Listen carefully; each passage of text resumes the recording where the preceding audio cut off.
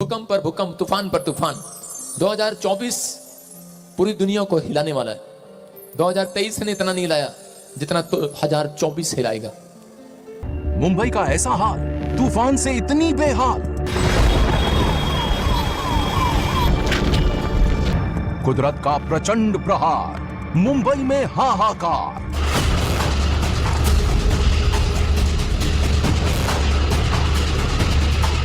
फिर कह रहा हूं कि ऐसा अनुभव लोगों को दिखाई देगा। वो 1/3 हिस्सा, कुछ ऐसे हिस्से खत्म हो जाएंगे।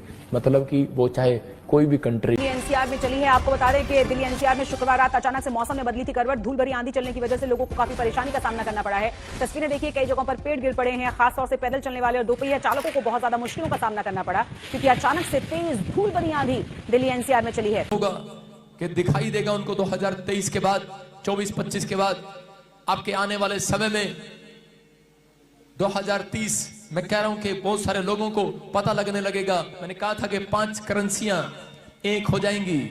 5 करेंसियां, फिर कह रहा हूं कि आपकी करेंसियां, 5 देशों की करेंसियां एक हो जाएंगी। मेरी बात को अच्छी लगे या ना लगे, लेकिन मैं 2021 से बोल रहा हूं। आत्मा खैर है, मैंने ऐसे देखा अभी, और मैं देख रहा हूं ऐसे आत्मा में कि बहुत सारे लोगों ने सुना 2023 पूरी दुनिया के अंदर अच्छा नहीं है। लेकिन आज मैं प्रार्थना कर रहा हूं, जो लोग परमेश्वर से भक्ति करते हैं उनके लिए आनंद भरा आएगा यीशु मसीह के नाम से। आप सुनेंगे, मैं कह रहा हूं कि भविष्यता अच्छा नहीं लगता भारत के देश के अंदर। मैंने पहले भी कहा था कि 2020 में, 2019 में कि कोरोना आएगा, और 21 में भी कहा था कि 2022 जैसे ही खत्म होगा फिर से एक लहर आएगी। और अभी आप न्यूज में सुन रहे हैं, और बहुत सारे लोगों को 2023 में प्रॉब्लम आएगी। मैंने देखा टिड्डियां आएंगी, मैं आत्मा में देख रहा हूं, फसलें खराब करेंगी। और आप यूक्रेन के अंदर आप सुन रहे हैं, फ्रांस के अंदर मैं देख रहा हूं, ऐसे रूस के अंदर। तो रुकिए मेरे भाई बहनों, जो आज मैं आपको बताने जा रहा हूं वो कोई छोटी बात नहीं है। अंदाजा और एक मानना, दोनों में अंतर होता है। जितनी भविष्यवाणियाँ आज हो रही है वो सब कुछ बाइबल से जुड़ी हुई है, और बाइबल में लिखी हुई है। जिस तरह से आज युद्ध हो रहे हैं, भूकंप आ रहे हैं, और नाना प्रकार की गरीबी, लाचारी और हर एक चीज़ हम देख रहे हैं, परंतु ये सब बातें बाइबल में लिखी हैं। अगर आप बाइबल पढ़ोगे, रोज़ प्रतिदिन पढ़ोगे, तो आपके जीवन में भी जो भविष्यवाणी होनी है वो सब प्रभु ने आपकी बाइबल में लिखी हुई है। तो आपको गौर करना पड़ेगा। जो हमारे पास्टर है, जो हमारे फादर है, जो हमारे चर्च के गाइडलाइंस है, जो हमें आज अपने बाइबल के द्वारा हमें भविष्यवक्ता और भविष्यवाणियों को बताए जा रहे हैं, अगर हम उस पर गौर नहीं करेंगे तो हम अंधकार में पड़ जाएंगे। क्योंकि ये चीज़ें हमारे लिए रखी गई है। ये वो विश्वास है जो प्रभु में रखेगा वो अनंत जीवन पाएगा। क्योंकि प्रभु यीशु का वचन है कि जिसने प्रभु को ग्रहण करा उसने उस वचन को भी ग्रहण करा जो प्रभु की ओर से आया।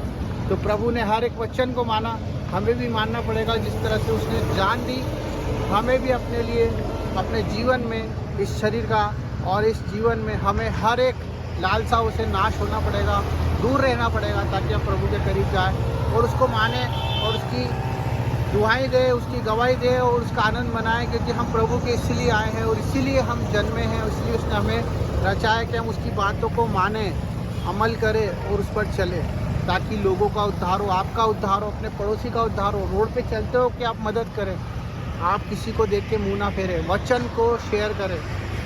तो परमेश्वर के जन और परमेश्वर के दास और परमेश्वर के बच्चों, मैं आपको एक बहुत गहरी बात बताने चाह रहा हूँ। वो बात यह है कि जो आज हमारे वक्ता, जो हमारे बाइबल में लिखा हुआ हर एक भविष्यवाणी जो आज हमारे सामने है, जो हम उस पर जानते हैं, अमल करते हैं, पर हम उसके ऊपर विश्वास नहीं कर पाते। क्योंकि जो भी भविष्यवाणी हो रही है वो सब हमारे लिए हो रही है।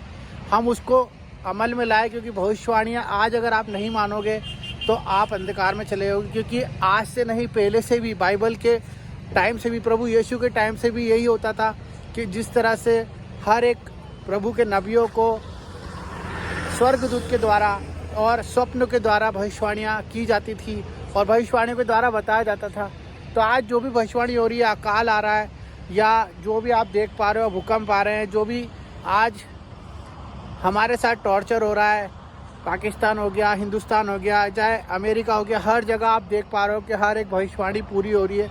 और वो पूरी होगी क्योंकि बाइबल में हर एक चीज़ लिखी हुई है। तो भविष्यवाणी क्यों होती है? क्योंकि हम अपना हृदय परिवर्तन करें, अपना मन फिराए, प्रभु के निकट जाए, प्रभु को जाने और प्रभु की आत्मिकता को जाने और उसकी प्रेजेंस को खोजे। क्योंकि भविष्यवाणियों के द्वारा ही हम आज, हमें भी किसी ने प्रभु के बारे में बताया, उसकी पूरी जानकारी हमें दी और आज हम प्रभु को जानने लगे और प्रभु हमारे पास आया।